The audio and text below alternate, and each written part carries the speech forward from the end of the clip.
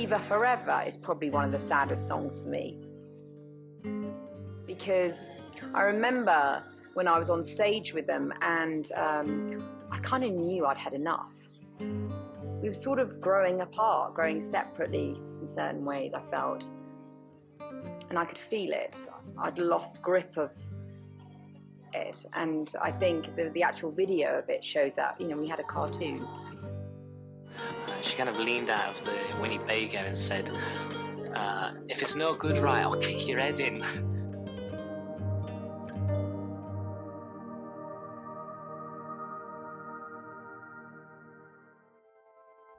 May 1998. The UK has just hosted the Eurovision Song Contest. A wave of new girl bands are dominating the UK music charts. As Cool Britannia continues under Tony Blair's new Labour government, and the biggest phenomenon of the decade, the Spice Girls, are everywhere. They are the biggest girl group on earth. Over 40 million albums sold, a sold-out world tour, a movie, dolls, lollipops, Pepsi ads, and then, suddenly, in the midst of a promotional campaign for their 8th single, everything changes. Geri Halliwell, known as Ginger Spice, leaves the group. Geri Halliwell, Ginger Spice to her fans, has left the Spice Girls. She says she's gone because of differences with the rest of the group, but wishes them all the best. The media goes into overdrive. Fans are devastated. And right in the middle of all that chaos, the group continues to release one of the most haunting, emotional, and unexpectedly beautiful pop songs of the 1990s. Viva Forever, a song so different from Wannabe, so different from Spice Up Your Life, that even critics who hated the Spice Girls had to stop and admit, okay, this is actually incredible. Today we're diving deep into the story of Viva Forever, how it was written, the hidden meanings behind the lyrics, the iconic fairy tale music video, the drama surrounding its release, and why fans still call it the Spice Girls' masterpiece nearly 30 years later. We'll explore the real inspiration behind the song, the song's chart domination, that rumored AA side release, and why Viva Forever may actually be the definitive Spice Girls song. We'll also look at the Australian format of the single that has become the most iconic holy grail for Spice Girls fans. So grab your platform trainers, your Union Jack dress, and maybe a tissue, because this is the story of Viva Forever.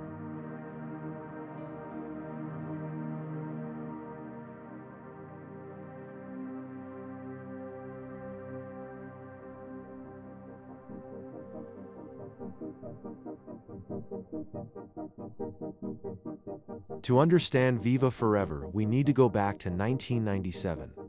At this point, the Spice Girls are not just successful, they are a cultural supernova. Their debut album Spice had already produced 5 massive hits, all of which reaching #1 in their home country. The group had become symbols of girl power, individuality, and late 90s optimism. But success came with a cost. While filming their movie Spiceworld, recording their second album, and doing non-stop promotion, the group was running on pure exhaustion. Songs for Spiceworld were often written between film shoots, literally inside a mobile recording studio parked next to movie sets. Imagine writing global pop hits while changing costumes between movie scenes. Absolute chaos. But Viva Forever was born from a moment of quiet, shoehorned into that relentless schedule. As the group were winding down on their summer film shoot, there was a moment of pause where they could write a song in a proper recording studio with their writing collaborator Richard "Biff" Stannard. To escape the pressures of time and the distractions, Biff ushered the group into a smaller room away from their security and assistants. There, sitting on the floor, they wrote Viva Forever. Inspired by the feeling and experiences of a holiday romance and the search for the love of your life, the song was originally titled Obrigado, meaning thank you in Portuguese. That song is about, look, I'm always going to love you. See you tomorrow. Always be mine. You know, I'm always going to have that, but actually, see you later. The group were including various languages on this album, notably on the album's opener, Spice Up Your Life, which was inspired by the group's promotional trip to Acapulco and also co-written with Stannard. Although she doesn't have a lead vocal on the track, Geri was one of the group's most creative songwriters and was heavily influential in the writing process of this song, which was eventually titled Viva Forever and included the Spanish lyrics Hasta Mañana, as well as a Spanish guitar. Although it was a ballad about the memory of a lost love, its production, with a dramatic orchestra and haunting opening, made it feel huge. The sound they created is epic, instantly transporting you to another time in its opening bars. At the end, it leaves you emotional and reflective. It sounded mature, melancholic, sophisticated. Even The New Yorker later described it as a weepy breakup ballad, and fans noticed immediately. This wasn't just novelty pop. This was artistry. As track 9 on the group's second album, Spiceworld, it arrives late in the track list, making it a pleasant surprise that feels like it should actually be the album's closer. Upon first listen of the album, it was a surefire standout track.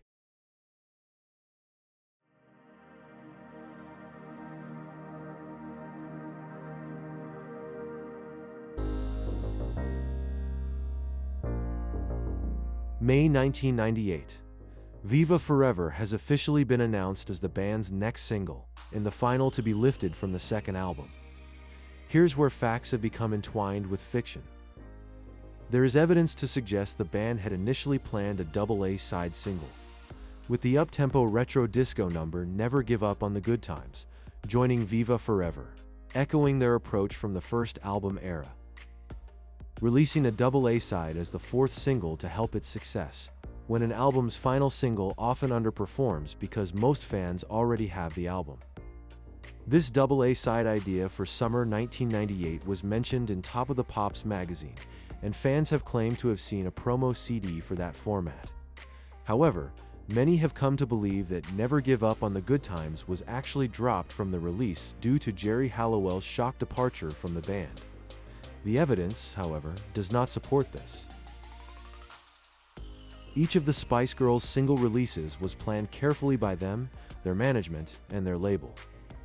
Whilst the girls themselves became less bothered about gaining a #1 UK hit, their teams remained ambitious to achieve this in an effort to secure the group the title of biggest girl group ever.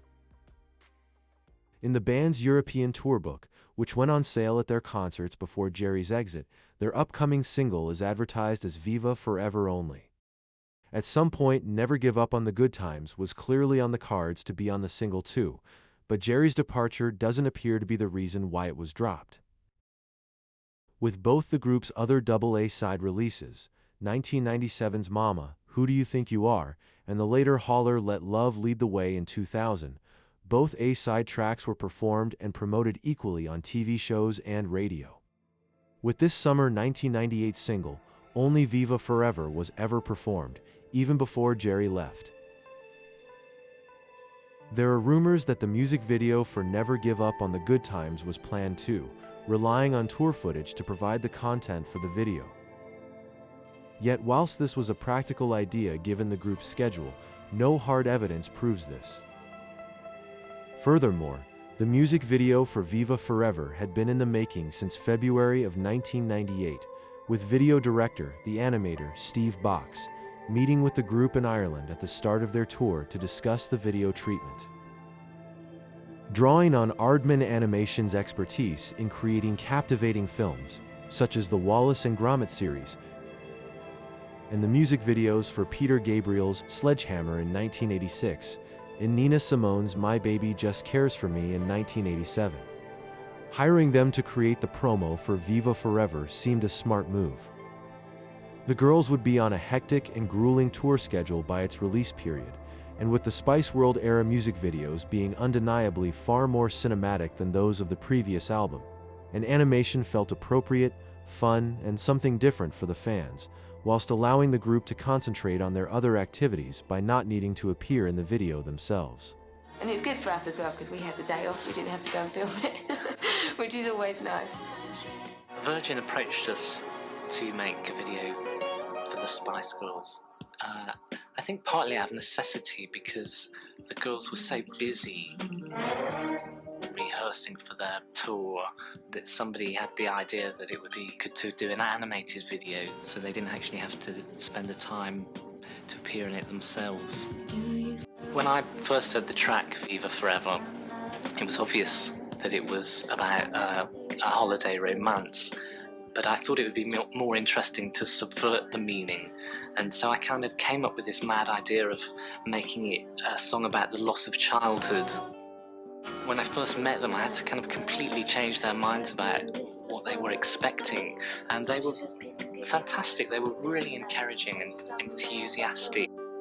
They made me feel very confident about doing just exactly what I wanted, which is basically what I did. I was so impressed that they gave me that freedom.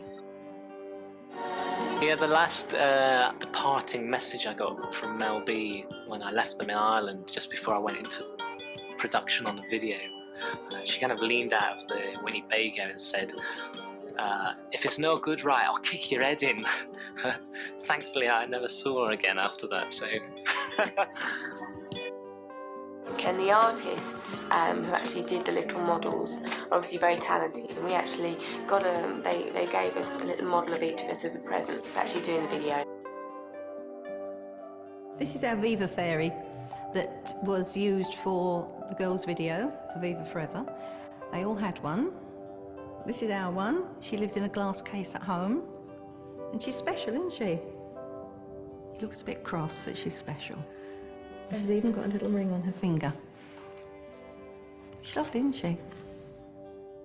The video shows two young boys in the countryside who discover a giant toy capsule that bursts open to reveal a toy chicken. The chicken then leads them through a forest to another toy capsule, which bursts open to release the Spice Girls' tin fairies. It all feels like a dream. The design of the fairies unmistakably represents the Spice Girls' most iconic looks, whilst the actors' costumes and inclusion of a shrinking Rubik's Cube nod to the era the Spice Girls grew up in. Animator Steve Bach spoke to Crack Online in 2017 about the true meaning of the video. Bach explained that because the chart show usually aired only the first verse and chorus, he concentrated the most polished animation into that opening section. Wanting to avoid anything too literal, he drew on the theme of leaving childhood behind, imagining the girls as tin toy fairies and lost toys. The idea reflected both the sadness of growing up and a subtle comment on pop music's disposable nature. Inspired by the surreal magic of 1940s and 1950s Rupert the Bear stories, he filled the video with the sense of wonder found in living toys and hidden worlds.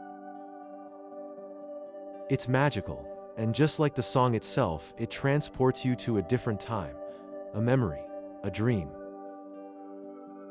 The video treatment was definitely a surprise for fans when it premiered at the end of the group's TV special, Miami Spice.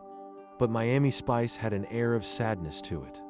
A sadness that actually made Viva Forever and its July '98 release much more poignant than planned. At the end of May, with early promotional activities for the single already underway, Geri Halliwell, allegedly the song's most contributory writer, sensationally quit the band, walking out just hours before a huge live TV performance to promote the upcoming single's release.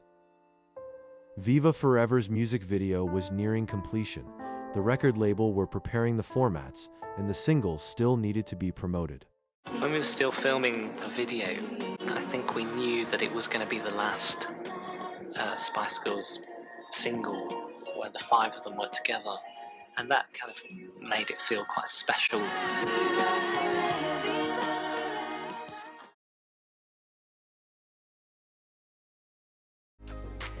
If you'd like to support me so I can continue to make content like this, please like this video and subscribe to my channel if you haven't already. It's totally free and genuinely helps me continue. Thank you.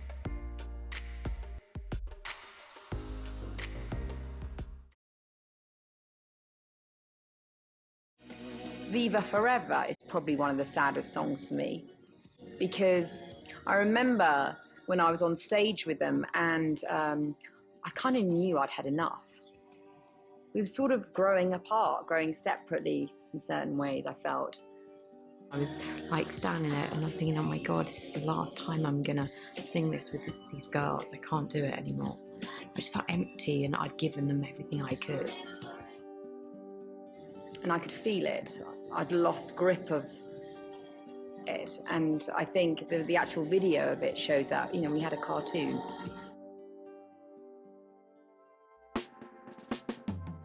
The world tours stormed on, completing concerts on the European leg before performing the single live with Italian opera legend Pavarotti in Modena, and then beginning the North American leg.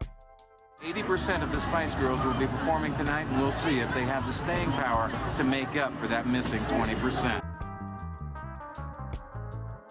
With Geri, the group had completed promotional performances of the new single on British TV shows this morning, Top of the Pops and Live and Kicking, with their unexpected four-piece performance on the National Lottery being their first without Geri. Unfortunately, Geri's not very well tonight, so get well soon, Geri. As many performances were mimed to a backing track, it was fortunate that Geri had no lead vocal on the song. On the 24th of May, Victoria gave a cover feature interview for the Mail on Sunday's You magazine, which promoted the release, as did other solo features by Melanie C. in Loaded and Mel B. in Pride and Deluxe. But the shocking departure of Ginger Spice just days later would lead to a much greater interest from the press, with magazines scrambling to get exclusive interviews with the group. Pop magazines asked if the Spice was still right without Ginger. Smash Hits magazine even used the singles title for puns about the group's new slimmer lineup, all adding to the promotion. All in all, the timing of this release had accidentally transformed the song into something much bigger than a summer romance ballad. Now it sounded like an emotionally weighted goodbye.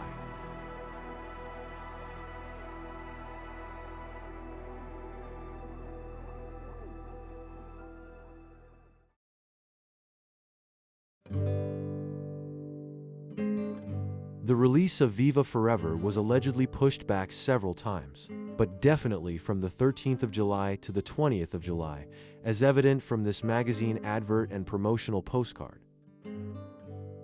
The group and their label knew how hard it had been to promote the previous single Stop whilst on tour, so it's likely they wanted more time to build momentum for this new release.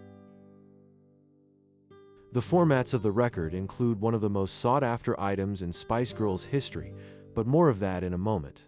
First, let's take a close look at the standard ones. This is the UK promo CD sent to radio and press, and features an early artwork design. The single in the UK was then released on 2 standard CD formats and 1 cassette. CD1 features remixes of the track and a CD-ROM feature, allowing fans to insert the disc into their computer and access interactive elements such as the music video, the song's lyrics, photos of the band, and even Aardman Animations sketches of the video fairies. All these are accessible via this main screen that uses the fairies and their wing patterns with the group's logo in an image that mirrors that of the promotional CD cover.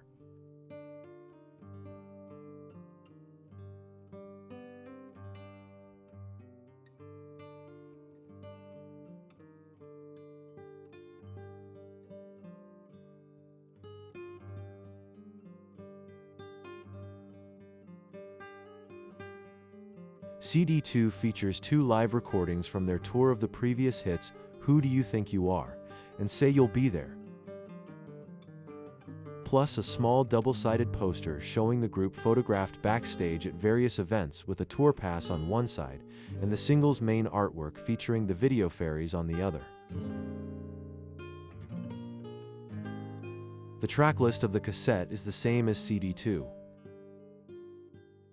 Whilst it was standard practice at this time to release 2 CD formats, in Australia things were much more interesting. A limited number of individual Spice Girls fairy covers were made available to buy, but only of the 4 remaining Spice Girls.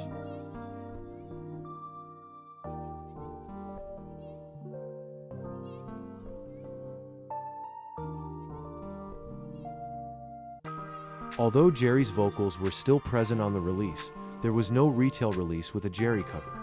The magic was that to get one of just 500 copies of a Geri Ginger Spice CD cover format, fans needed to enter a competition found on a flyer inside the 4 individual formats, saying why they loved the Spice Girls in under 25 words.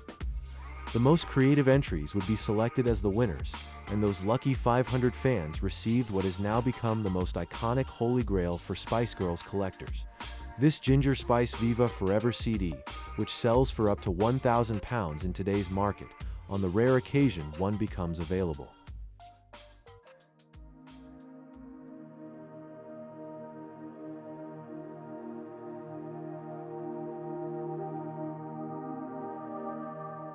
Hi, we're the Spice Girls! And we are back on Top of the Pops.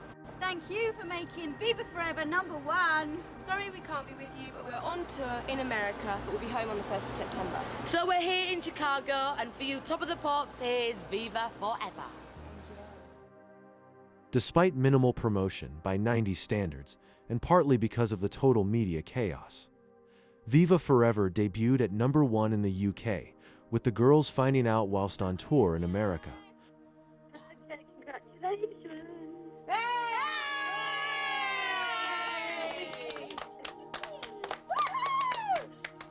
So how many did we sell in the end? By an absolute mile, 277,911. Oh my God, is that our biggest single?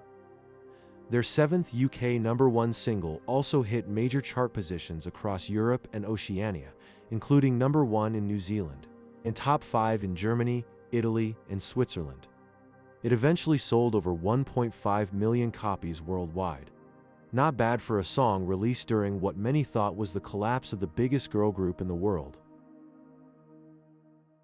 But whilst the heightened media attention and a captivating music video undoubtedly helped promote Viva Forever, the song's own credentials should not be overlooked. Beautiful record. Well, it's such a shame because actually musically they're getting better and better. In fact, of all the songs in their catalog, Viva Forever is often considered their most accomplished track and is a firm favorite amongst fans. It is, to many, their masterpiece, though it is often overshadowed by its more boisterous up-tempo sisters, or another ballad, Two Become One, which remains the biggest-selling Spice Girls ballad. Its simple lyrics and extraordinarily beautiful production meant it didn't need another song as a double-A side release. This is compounded by the fact it held the top spot in the UK for a second week. Interestingly, despite being on tour in the USA at the time of its release and its UK chart entry, Viva Forever was not available stateside as either a single or music video.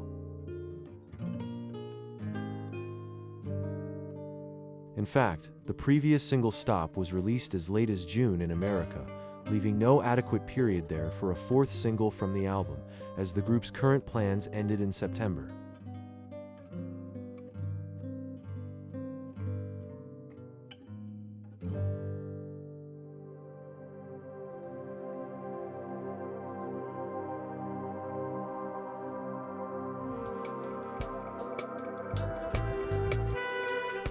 To understand why Viva Forever matters culturally, we need to understand the late 1990s. The Spice Girls represented optimism, fun, exaggerated personalities, girl power. But Viva Forever showed another side: vulnerability, melancholy, reflection. It proved the group could do emotional storytelling too. For many fans, Viva Forever marks the symbolic end of classic Spice Girls. After this, Geri was gone. The group dynamic changed, the music evolved, and the media became harsher.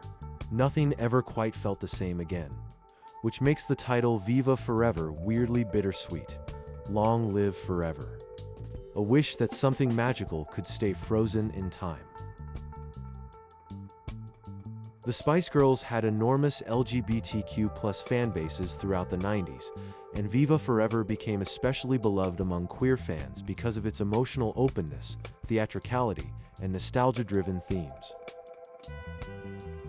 The song's dramatic arrangement and fairy tale imagery gave it a kind of emotional grandeur that connected deeply with audiences who often found escapism and identity through pop music.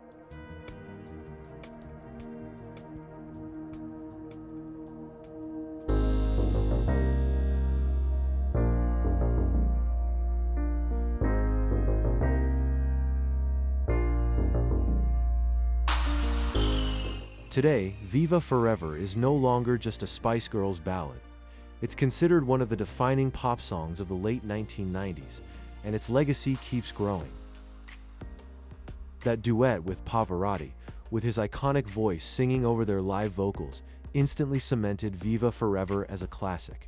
To perform this at such a star-studded event in an unexpected collaboration with an operatic legend was nothing short of genius. The Spice Girls' tin puppet fairies, as created by Aardman Animations, provided ideal merchandise, with the updated tour program featuring them prominently inside. And this tour t-shirt, which was also available at the final concerts. A sticker sheet of the fairies could be found inside the American CD format of the group's Christmas 1998 single Goodbye. 1999 saw the group launch their first proper fan club, providing fans with posters such as this, whilst their North American release dolls, made by toy manufacturer Hasbro, featured 2 Viva Forever themed ranges, one including the USA's first release of the single, a VHS of the music video,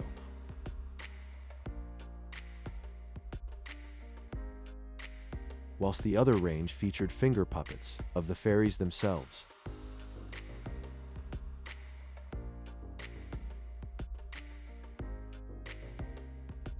These have become highly collectible and their value has increased many times over.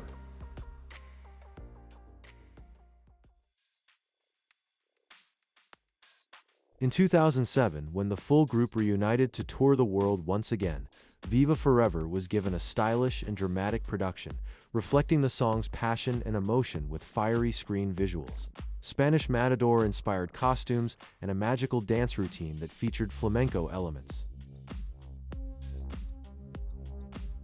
This was Viva Forever at its best.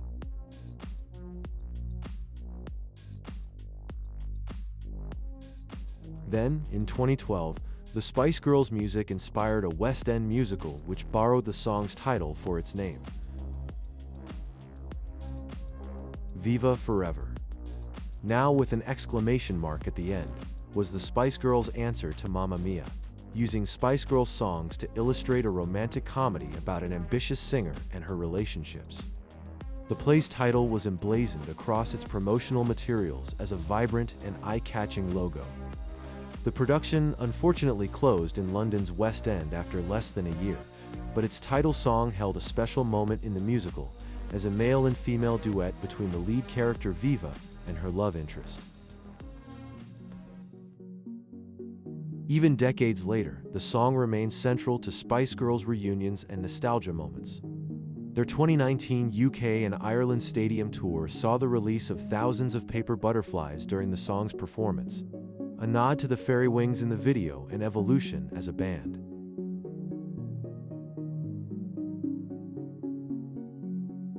The single's 25th anniversary didn't pass by unnoticed in 2023. In celebration, the Spice Girls released a capsule collection of Viva Forever memorabilia, comprising a sticker sheet, t-shirt, sweater,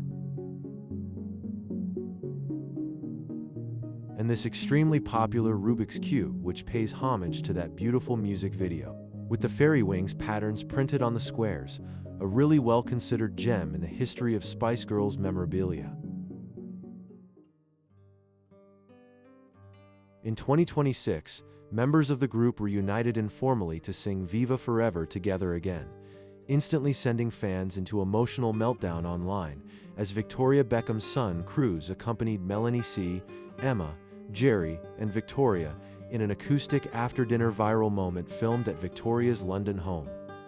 It was touching, heartwarming, and poignant. So why does this song survive while many 90s pop songs faded away? Because underneath the glitter, it's honest. It's about memory, loss, growing up, holding on to moments. And maybe that's why it hits even harder now than it did in 1998. Back then, it sounded beautiful. Today, it sounds nostalgic for an entire era.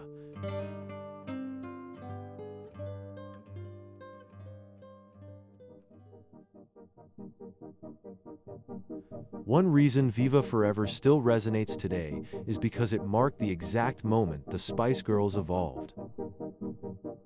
Before this song, many critics dismissed them as manufactured bubblegum pop. After Viva Forever, that became much harder to argue. Music critics praised the song heavily. Some even called it the group's most artistically ambitious work. And over time, fans around the world began viewing it differently too.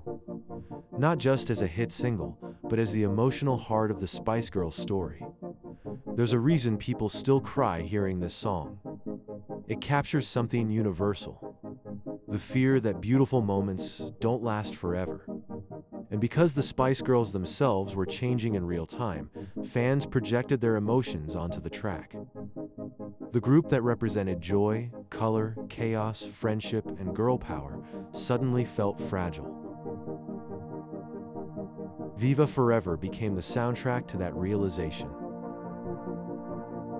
The Spice Girls changed pop music forever, and this single's poignant moment of release, captivating music video, memorable performances, and subsequent reminders, the musical, the anniversary, the impromptu viral dinner performance, all ensure its legacy is a lasting one. And, as Melanie C. recently pointed out, that blend of all 5 voices on the chorus makes Viva Forever the best example of the Spice Girls' unique sound.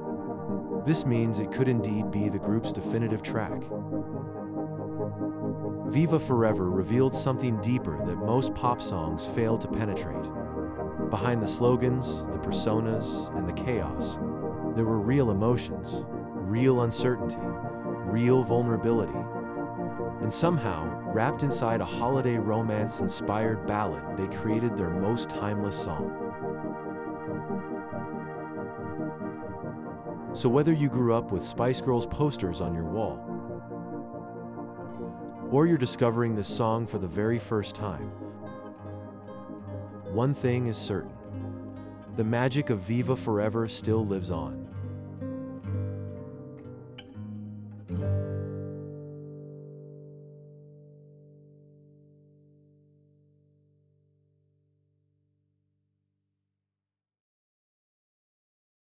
Don't forget to like this video if you enjoyed it, and subscribe to my channel for more spicy content from my huge collection.